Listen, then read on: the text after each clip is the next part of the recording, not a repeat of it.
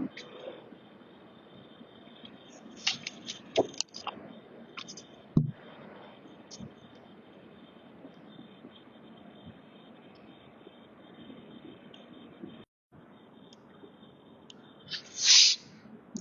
الله الرحمن الرحيم وبركاته. الحمد لله بجميع محامده كلها ما علمت منها وما لم أعلم وعلى جميع نعمه كلها ما علمت منها وما لم أعلم عدد خلقه كلهم ما علمت منهم وما لم أعلم في كل وقت وحين.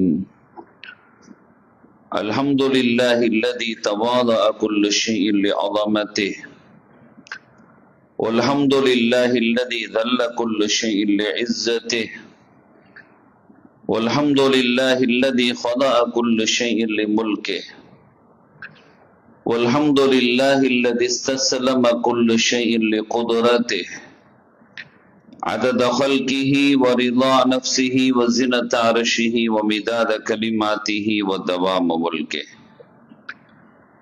جزا الله عنا نبينا وسيدنا ومولانا خير الأنبياء والمرسلين محمدا صلى الله عليه وآله وأصحابه وأمته وسلم بما هو أهله عدد ما في علم الله ودوام ملك الله.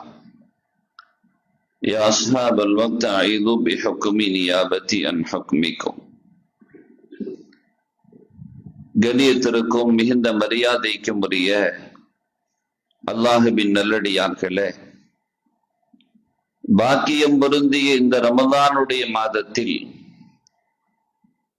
மகத்துவமான இந்த ஜும்மாவுடைய நல்ல நாளில் அல்லாஹுடைய அருள் நிறைவாக சூழ்ந்திருக்கிற அவனது இல்லத்தில் பிரார்த்தனைகள் எல்லாம் அங்கீகாரம் பெறுகிற அந்தஸ்தை அடைந்திருக்கிற இந்த நல்ல பொழுதில் ஜும்மாவுடைய கடமையை நிறைவேற்றும் முகமாக நம்மை எல்லாம் இங்கே ஒன்று கூட்டி நல்ல விஷயங்களை சொல்ல அதை கேட்க ஏற்பாடு செய்த ரப்புல் ஆலமீன் அல்லாஹ் சுப்ஹானஹு வ தஆலா அதன்படி நடப்பதற்கும் தௌஃபீக் செய்வானாக. ஆமீன்.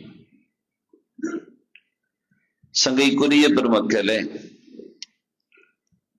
அல்லாஹ் சுப்ஹானஹு வ தஆலா உயர்ந்த இந்த ரமலானை நம்மை அழைத்திருக்கக்கூடிய இந்த நல்ல வேளையில் ரமலான் என்கின்ற இந்த உன்னதமான மாதம் நமது பாவங்களை எல்லாம் முற்றிலுமாக கரைத்து நம்மை பரிசுத்தப்படுத்த அல்லாஹ் நமக்கு அனுப்பியிருக்கிறான். மகபிரத்துடைய இந்த பகுதியில் நமது உள்ளங்கள் எல்லாம் இறை சமூகத்தில் அந்த வேண்டல்களை முன்வைக்கிறது. அல்லாஹும்ம ஃபிர் லனா துனூபனா வ ஹதாயானா குல்லஹா யா ரப்பல் ஆலமீன் என்று. சகலவித பாவங்களை விட்டும் அல்லாஹ் நம்மை பரிசுத்தமாக்கி ரமலான் நம்மை விட்டும் கடக்கிற பொழுது நம்மை எல்லாம் இறை சமூகத்தில் அங்கீகாரத்திற்குரிய நபர்களாக அல்லாஹ் ஆக்கி அருள் புரிவானாக. கண்ணியத்திற்குரிய பெருமக்களே, அல்லாஹ் சுப்ஹானஹு வ தஆலா பலகீனர்களுக்கு உபகாரம் செய்யக்கூடியவன். இறைமறை குர்ஆனின் வாயிலாக அல்லாஹு தஆலா சொல்லி காட்டுவான். உஸ்குரு இத அன்தும் கலீலும் முஸ்ததஅஃபூன ஃபில் அர்த் தகாஃபூன அன் யதகத்தஃபகுமுன் நாஸ் ஃபஆவாகும் வஅய்யதகும் பினஸ்ரிஹி வரஸககும் மினத் தய்யிபாத்தி லஅல்லகும் தஷ்குரூன் என்று. நீங்கள் பலகீனர்களாக கொஞ்சமான நபர்களாக பயந்தவர்களாக இருந்ததை நினைவு கூறுங்கன்னு அல்லாஹ் சொல்லி காட்டுவான். அவன் தான் உங்களுக்கு அமைதி நிம்மதியை தந்து பலப்படுத்தினான். அத்தகைய ஒரு ரப்புல் ஆலமீன் பலகீனங்கள் எங்கெல்லாம் இருக்குமோ அவனுடைய உதவிகள் நிச்சயமாக வந்து சேரும். இந்த உலகத்தில் ஆதிக்க சக்திகள் தலை தூக்குகிற நேரம் எல்லாம் தன்னுடைய வல்லமையை காட்டுவதற்கு அல்லாஹு தஆலா அவன் வெகு நேரம் எடுப்பதில்லை. ஆனால் ஒரு குறிப்பிட்ட தவணைகள் எல்லா சமூகத்திற்கும் அல்லாஹ் விட்டு வைப்பதுண்டு. அவன் பிடிக்க துவங்கினால் யாராலும் தாங்க முடியாது. தன் அடியார்களுக்கு அப்படித்தான் அவன் வார்த்தைகளையும் பயன்படுத்தி சொல்வான். அவன மாதிரி மன்னிக்கிற ஆளு யாரும் பார்க்க முடியாது, அவன மாதிரி தண்டிக்கிற ஆளு யாரும் பார்க்க முடியாது. அல்லாஹு சுப்ஹானஹு வ தஆலா இந்த மனித சமூகம் சீராக இருப்பதற்கு அவன் அப்ப சில தெளிவுகளை கொடுத்துக்கிட்டே இருந்தான். இஸ்லாமிய போர்க்களங்கள் விமர்சனத்துக்கு மற்றவர்களால் ஆட்படுத்தப்பட்டிருக்கிற அந்த வேளைகளில் எல்லாம் ஒரு உண்மையை இறைவன் உணர்த்துவான். உதினலில்லதீன யுகாத்திலூன பிஅன்னஹும் ظுலிமு என்று அல்லாஹு தஆலா ஒரு அனுமதியை கொடுக்கிறான். எப்ப அவங்க அநியாயம் செய்யப்படுவாங்களோ அந்த நேரத்துல நீங்கள் அதை தடுப்பதற்கு முயலாமல் இருப்பதற்கு என்ன வந்தது என்று கேட்பான். அநியாயங்கள் நடப்பதை யாரும் பார்த்து கொள்ள முடியாது, அதை தடுத்தாக வேண்டும் என்பது அல்லாஹ்வினுடைய கட்டளை. அப்படி ஒரு சூழல் மாத்திரம் இல்லாதிருக்குமேயானால் வணக்க ஸ்தலங்களாக அவர்கள் அடையாளப்படுத்துகிற அது கோயில்களாக இருக்கட்டும், சர்ச்சுகளாக இருக்கட்டும், தேவஸ்தானங்களாக இருக்கட்டும், அவைகள் எல்லாம் அடித்து நொறுக்கப்பட்டிருக்கும். எனவே ஒரு அமைப்பு கட்டமைப்பு என்பது அவசியம் என்பதை அல்லாஹு தஆலா சொல்லி காட்டுவான். ரமலான் இஸ்லாமியர்களுக்கு ஒரு மகத்தான மாதம் என்பதை அனைவர்களும் அறிந்திருக்கிறார்கள். அந்த ரமலானிலேயே திட்டமிட்ட தாக்குதல்களை நடத்துகிற சூழலுக்கு வல்லரசுகள் தள்ளப்படுகிறது என்றால் அல்லாஹ் சுப்ஹானஹு வ தஆலா அவன் புறமிருந்து தகுந்த பாடங்களை உலகத்தில் ஒரு அமைதி சூழல்களை சிதைக்கக்கூடியவர்களுக்கு அவன் வழங்க வேண்டும். நமக்கெல்லாம் தெரியும் நடந்துகிட்டு இருக்கு. அதனால் எவ்வளவு பெரிய பாதிப்புகள் உலகம் சந்திக்க இருக்கிறது என்பதை அறிஞர்கள் முன்வைக்கிற தகவல்கள் அதிர்ச்சி அளிக்கிறது. ஒரு மூன்றாவது உலகப் போர் மூண்டு விடுமோ என்கின்ற அளவிற்கு ஏற்பட்டிருக்கிற அவர்கள் முன்னெடுக்கக்கூடிய ஒவ்வொரு முன்னெடுப்புகளும் அறிவார்ந்த ரீதியில் எடுத்தாலும் பரவாயில்லை, அகங்கார ரீதியில் எடுக்கிற பொழுது அது உண்மையிலேயே சமுதாயத்தை சிதைக்கக்கூடிய சூழல்களுக்கு அது இட்டு சென்று விடுகிறது என்பதை எச்சரிக்கை செய்கிறார்கள். பொதுவாக ஒரு அணு ஆயுதம் தயாரிக்கிறது அப்படிங்கிறதுக்கு அவங்க ஒரு சில வகைகளை உரைகளை வச்சிருக்கிறாங்க. அமெரிக்கா எல்லாத்துக்குமே அவங்க ஒரு தடை, நான் மாத்திரம் வச்சிருப்ப வேற யார் அதை வைக்க கூடாது அப்படின்னு அவங்களுடைய கோட்பாடு வச்சிருக்கிறாங்க, வைக்கட்டும். ஆனா அதே சமயத்துல அணு ஆயுதங்கள் இல்லை அப்படின்னு சொல்லி ஏற்கனவே the Director General of the International Atomic Energy Agency-னுடைய தலைவர் ராஃபேல் மாரினோ கிராசிஸ் அவர் ஏற்கனவே தெரிவிச்சிருக்கிறார். இதுல எந்த விதமான எவிடன்ஸும் கிடையாதுன்னு சொன்னதற்கு பின்னாலையும் கூட ஒரு முரட்டுத்தனமான தாக்குதல்களுக்கு ஆட்படுத்தப்படுகிறது என்றால் அது உலகத்தினுடைய சூழல்கள் என்று நகர்ந்து விடக்கூடிய ஒரு நிலை அல்ல, மாறாக கிட்டத்தட்ட அவங்க ஒரு மிருகத்தனமான தாக்குதல்களில் பல்வேறு நடவடிக்கைகளை அவர்கள் எடுத்திருக்கிறார்கள். கொடூரமான தாக்குதல்கள்ல பெண்களுடைய பள்ளிக்கூடத்துல மட்டும் கிட்டத்தட்ட 180 சிறுமிகள் படுகொலை செய்யப்பட்டிருக்கிறார்கள். உலகம் அந்த காட்சியை கண்டு உறைந்து போனது. ரமதானுடைய காலத்தில் அப்படி ஒரு நிகழ்வு என்பதை பார்த்து சிலர்கள் நம்மவர்கள் கூட இந்த தருணங்களில் ஒரு நிதானம் இல்லாத உரைகளையும் பதிவுகளையும் விடுவதை பார்க்கிற பொழுது இன்னும் இந்த சமூகம் ஏன் இப்படி இருக்கிறது என்று சிந்திக்க தோன்றுகிறது. முக்கியமான ஸ்காலர்ஸ் கூட, அறிஞர்கள் என்று அடையாளப்படுத்தப்பட்டவர்கள் கூட இந்நேரமும் கூட அவர்கள் இருதரப்பட்ட கருத்துக்களை, அவர்கள் பட வேண்டியது தான், அடிபட வேண்டியவர்கள் தான், எப்படிப்பட்ட எதிரிகள் தெரியுமா என்று ஒரு சாரார்,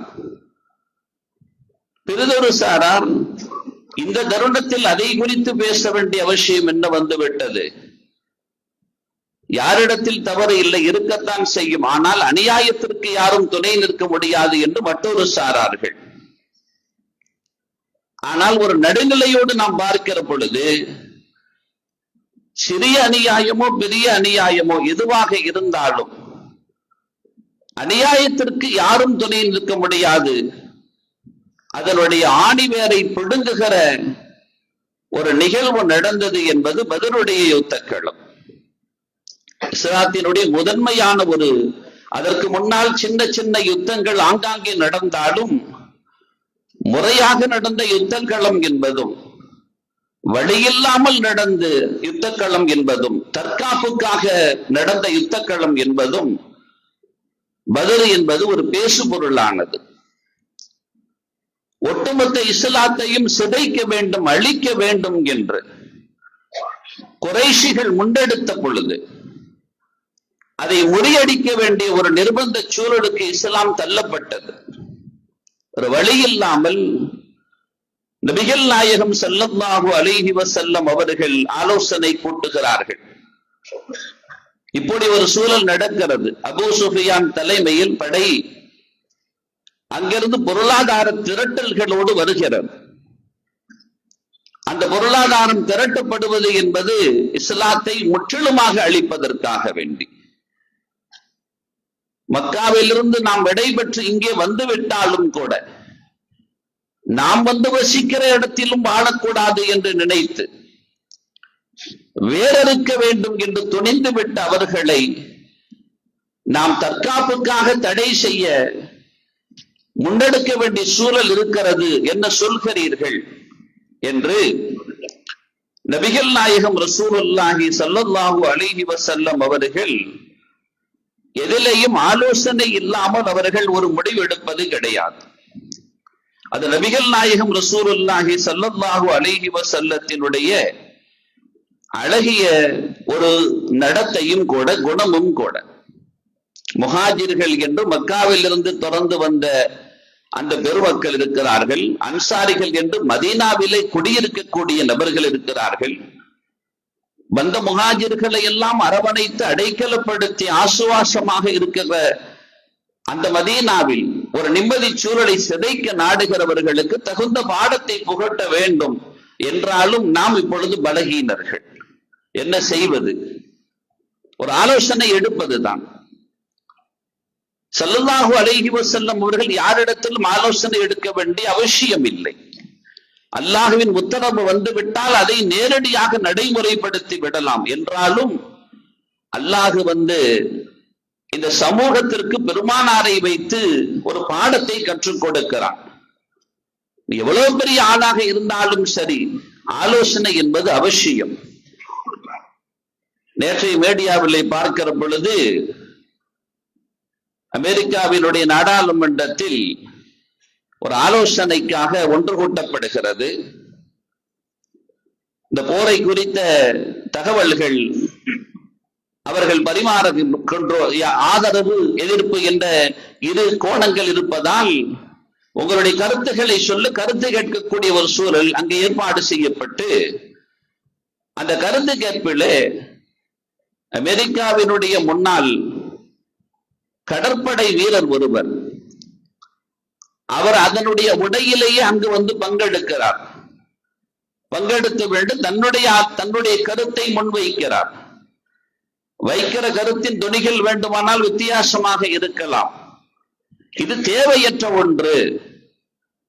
இதனால் எவ்வளவு பெரிய இழப்புகளை நாம் சந்திக்கிறோம், எத்தனை வீரர்களை நாம் இழந்து கொண்டிருக்கிறோம். அவசியத்திற்கு இழந்தாலும் பரவாயில்லை, யாரோ ஒருவருக்கு வக்காலத்து வாங்கி அனாவசியத்திற்காக வேண்டி நாம் ஏன் இழக்க வேண்டும் நமது படை வீரர்களை என்று ஒரு வீரராக இருந்த கருத்தை முன்வைக்கிறார். அந்த இடத்திலே அவர் குண்டுகட்டாக அகற்றப்படுவதற்கு முயற்சி நடக்கிறது. அவர் கை ஒரு கதவிலே போய் சிக்கிக் கொள்கிறது. இழுக்கிற இழுப்பில் கைகளும் உடைகிறது. இவைகள் எல்லாம் ஒரு கொடூரமான காட்சியாக பார்த்து அங்க உள்ள மக்களே வெகுண்டெழுகிறார்கள், இது என்ன கொடுமை என்று. ஆனால் நபிகள் நாயகம் ஸல்லல்லாஹு அலைஹி வஸல்லம் அவர்கள் ஆலோசனை எடுக்கிறார்கள், சொல்லுங்கள் என்று. அஷீரு, உங்களுடைய கருத்தை சொல்லுங்கள் என்று. மக்காவில் இருந்து எழுகிறார்கள், நாயகமே, நீங்கள் எங்களிடத்தில் என்ன கேள்வி, நீங்கள் என்ன சொன்னாலும் அதை நாங்கள் செயல்படுத்த தயாராக இருக்கிறோம்.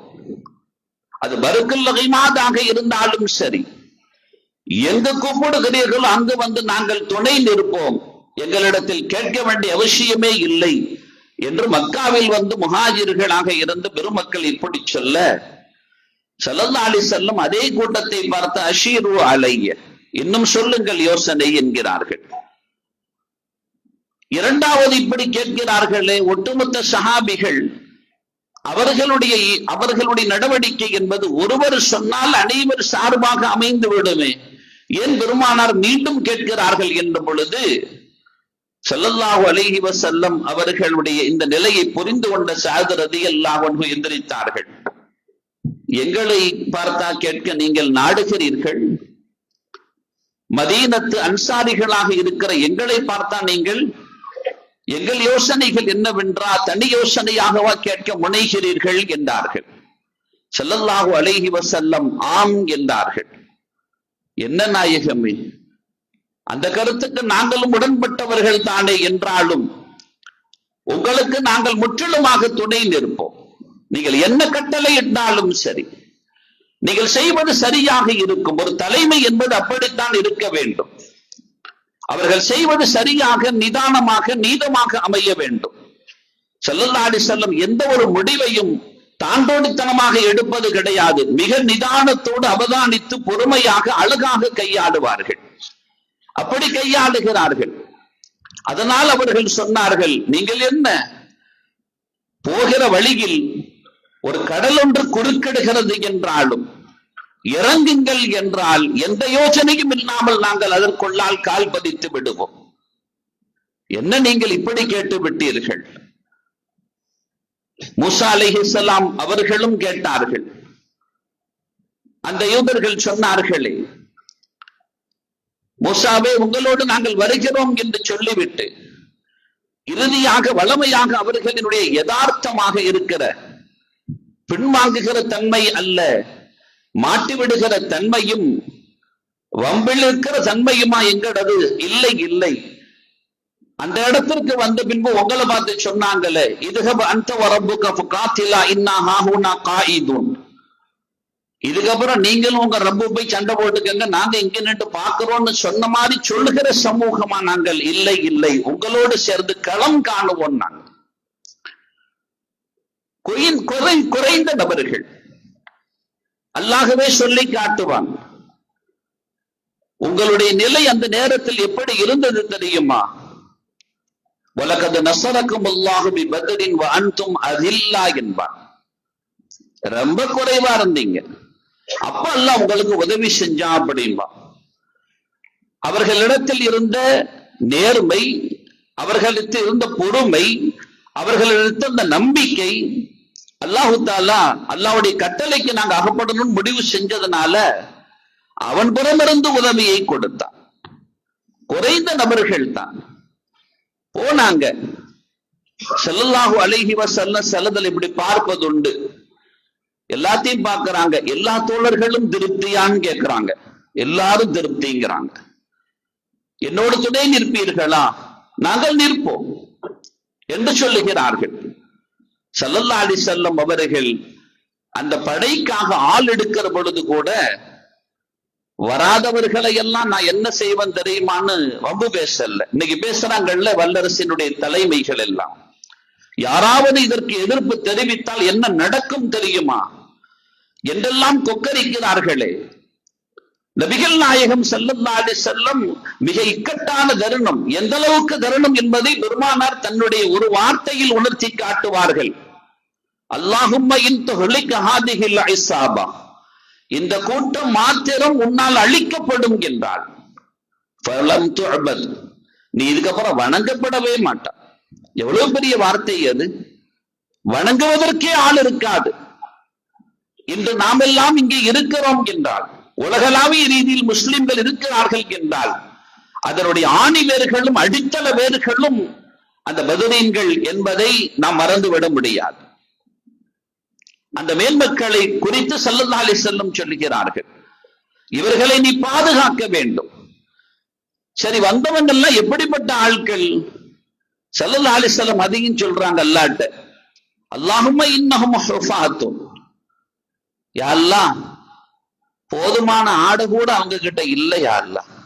அல்லாஹ்ட்ட சொல்றாங்க, யா அல்லாஹ் அவங்க கிட்ட போதுமான ஆடு கூட இல்லை. ஃபக்ஸிஹிம், நீ தான் உடுத்தி முடியா அல்லாஹ், முழு ஆடை நீ தான் கொடுக்கிறவன். அப்படி நிலைமையில் இருக்கிறாங்க.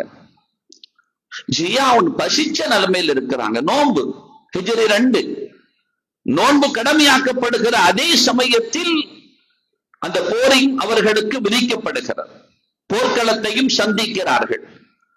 நாம இன்னைக்கு சின்ன சின்ன காரணத்தை தேடுகிறோம். சின்ன பயணத்திற்காக நோன்பை விட முயற்சி செய்கிறோம். சிலர்களுக்கு என்னால பசி தாங்க முடியாதுன்னு சொல்றோம். அந்த தோழர்கள் நோன்பை வைத்துக் கொண்டு பெருமானாரோடு களம் கண்டார்கள். ஸல்லல்லாஹு அலைஹி வஸல்லம் சொல்லுவாங்க, இப்படிப்பட்ட நபர்கள் யா அல்லாஹ். அது நிதர்சனமாகவும் நடந்தது. வந்தாங்க, வந்து நிக்கிறாங்க. ஸல்லல்லாஹு அலைஹி வஸல்லம் அணிவரிசையிலையும் வந்து நின்னுட்டாங்க. நின்ற ஆள ஸல்லல்லாஹு அலைஹி வஸல்லம் சவாதுங்கிற ஆள லேசாக தன்னுடைய கையில் இருந்த அந்த அம்பால் லேசாக குத்தி உள்ள தள்ளுங்க அப்படிங்கிறாங்க. அணிவரிசையில் நேரா நிக்கணும் அப்படிங்கிறாங்க. நன்றாக தெரியும் அந்த தோழர் அவர் நேரா தான் நிக்கிறாங்க. இருந்தாலும் ஸல்லல்லாஹு அலைஹி வஸல்லம் அந்த வீரர்களை முதல்லையே ஆசுவாசப்படுத்துகிறார்கள். அந்த தோழருக்கு வயிறு கொஞ்சம் பெருசு, அது எப்படி உள்ள கொண்டு போக முடியும்? அந்த இடத்துலயும் ஸல்லல்லாஹு அலைஹி வஸல்லம் அந்த தோழர்களோடு அந்நியோன்யமாக இஸ்தவியா சவாத், சவாத் வைத்து உள்ள தள்ளுங்க, சரிபடுத்துங்க அப்படிங்கிறாங்க.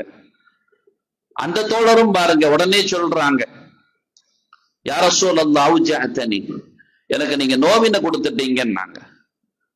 படை வீரர் ஒருவர் இப்படி பேச முடியுமா? எங்காவது அணிவரிசையில் இருக்கிற பொழுது யாராவது இப்படி வார்த்தை உச்சரிக்க முடியுமா?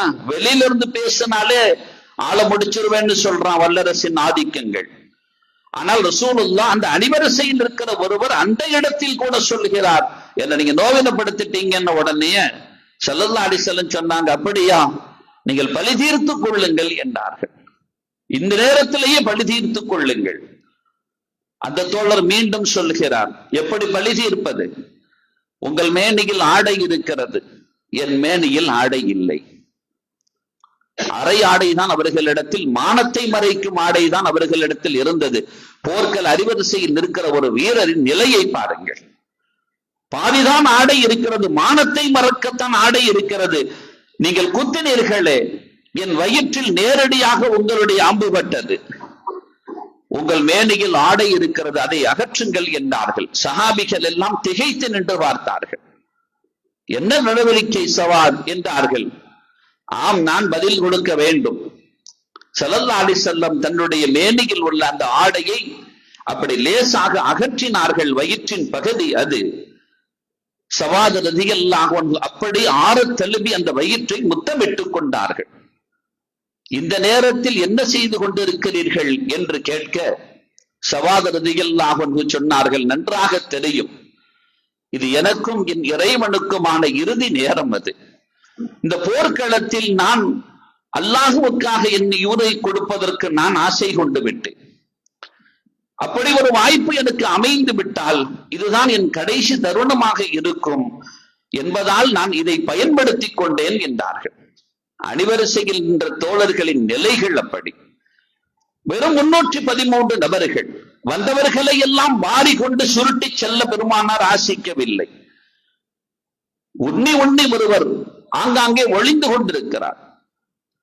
உமைர் என்கின்ற தோழர், சஅத் ரலியல்லாஹு அன்ஹு அவர்களினுடைய சகோதரர், உடன் பிறந்த சகோதரர். சஅத் இப்னு அபி வக்காஸ் ரலியல்லாஹு அன்ஹு அவர்களினுடைய உடன் பிறந்த சகோதரர், வயதில் சிறியவர், 16 வயது கூட நிரம்பாத ஒருவர்.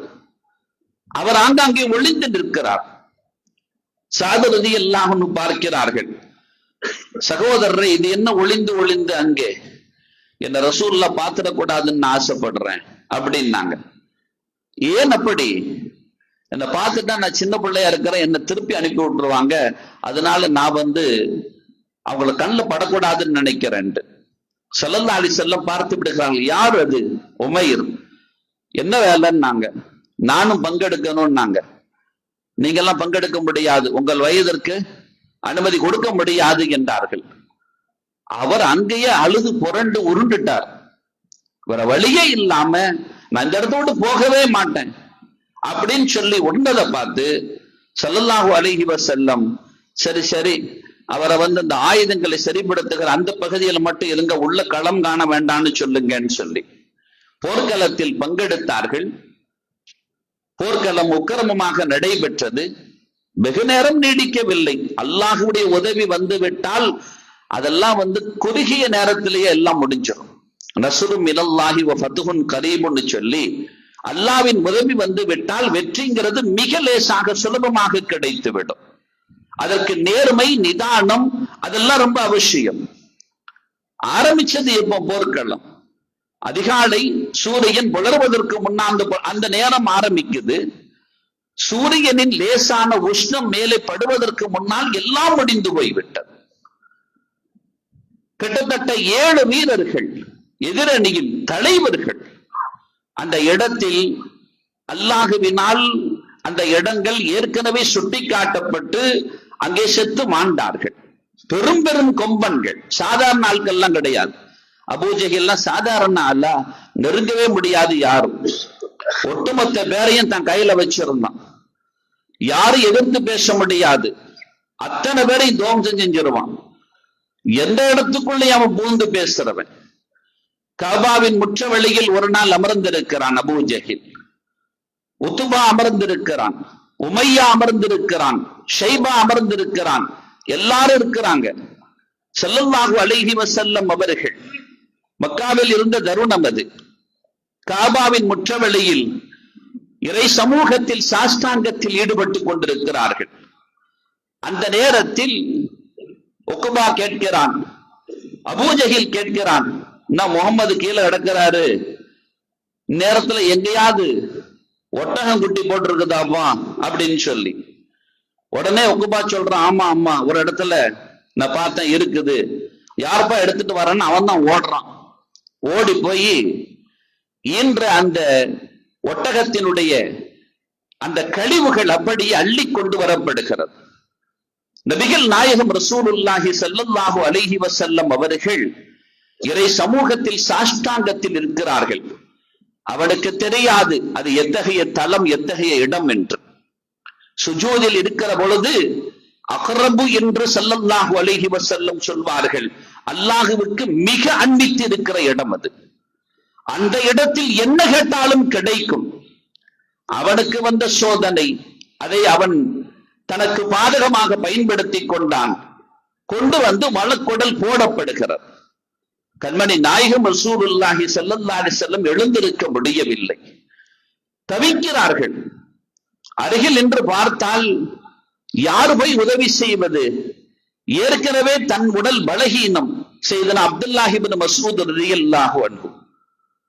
அவர்கள் சொல்கிறார்கள், ஐயோ என் உடலின் நிலைக்கு நான் உதவி செய்ய முடியாத சூழலுக்கு தள்ளப்பட்டிருக்கிறேனே, என் பெருமானாருக்கு இப்படி ஒரு சோதனை நிற்கிறதே, என்னால் முடியாது போனது என்று அவர் விக்கி தவித்து நேராக ஓடுகிறார்.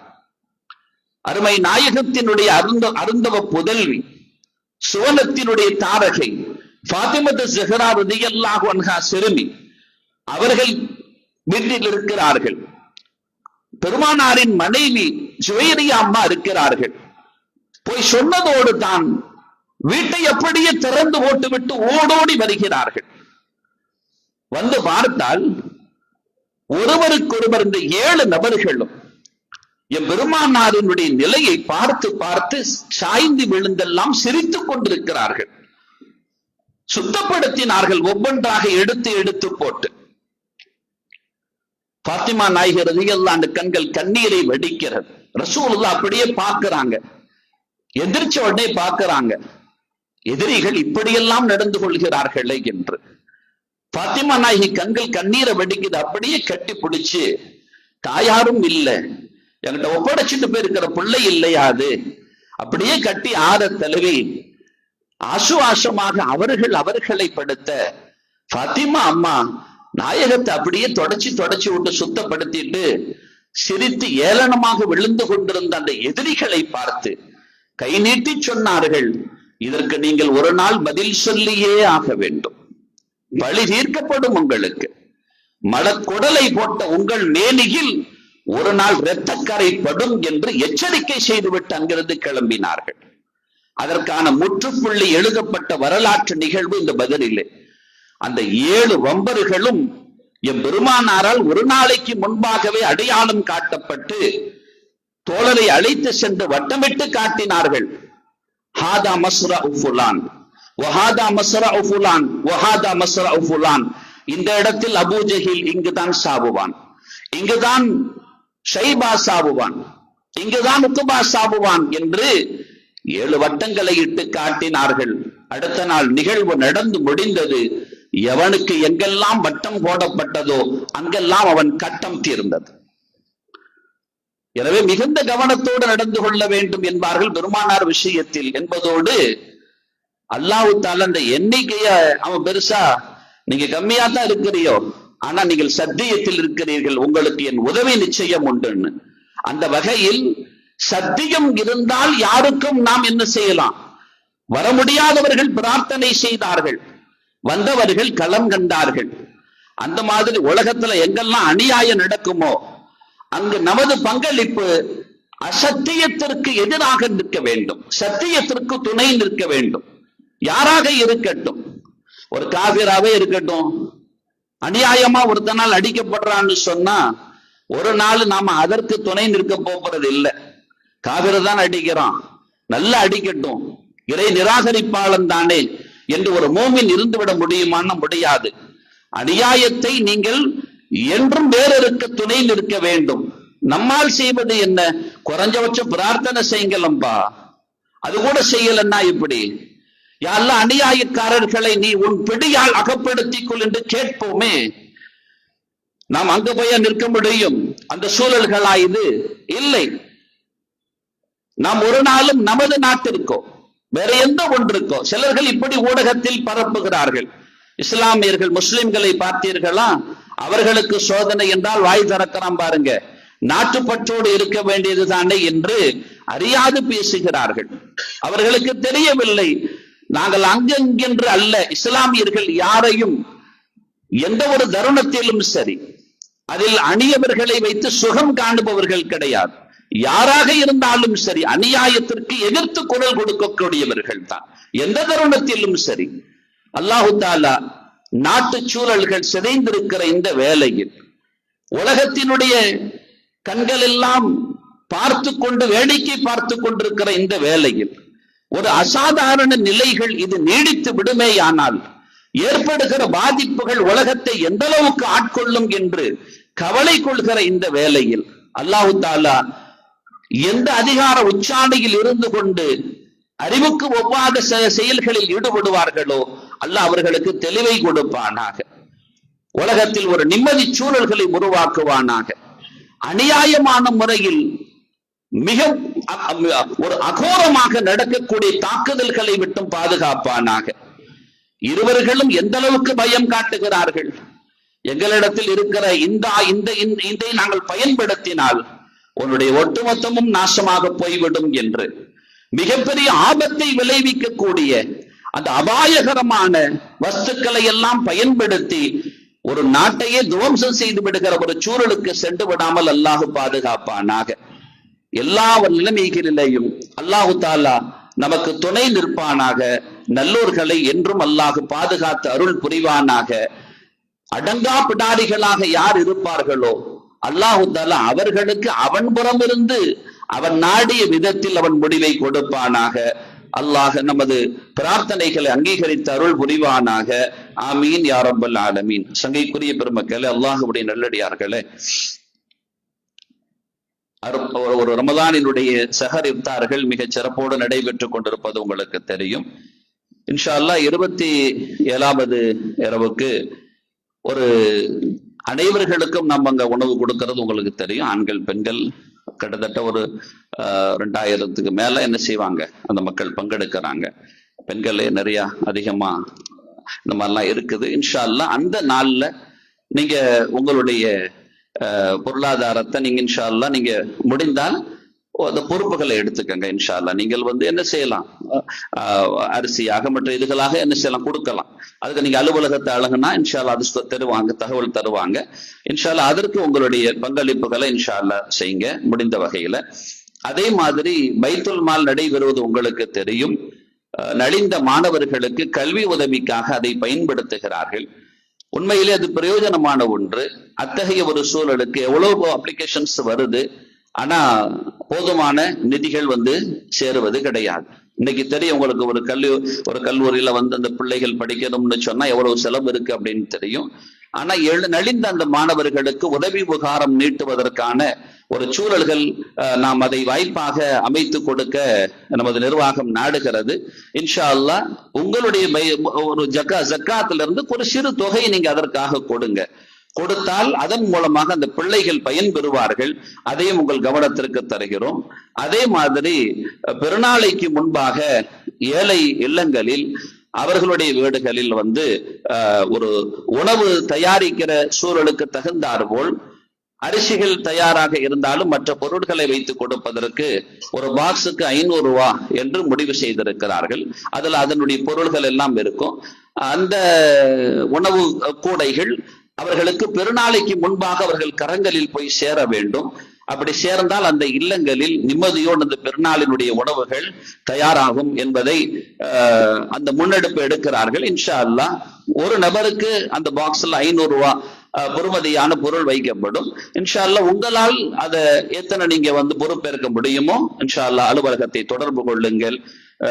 அதே மாதிரி நமது புதிதாக இஸ்லாத்தில் வந்த அவங்க ஹதீஜா, அவங்க பேர் கல்பனா ஆரம்பத்துல, அந்த ஸ்ரீதேவி அவங்க அவங்க முன்னாடி வளமையாக என்ன செய்வாங்கன்னா, என்னுடைய பங்களிப்பு நான் ஒரு நாள் பொறுப்பேற்றுக் கொள்கிறேன் என்று நம்ம இதுல பொறுப்பேற்றுக் கொண்டார்கள். அல்ஹம்துலில்லாஹ். இப்ப அவங்க உம்ராவுடைய பயணம் நான் மேற்கொள்றேன், இன்ஷா அல்லாஹ் அந்த மக்கள்கிட்ட துஆ செய்ய சொல்லுங்கன்னு சொல்லி இருக்கிறாங்க.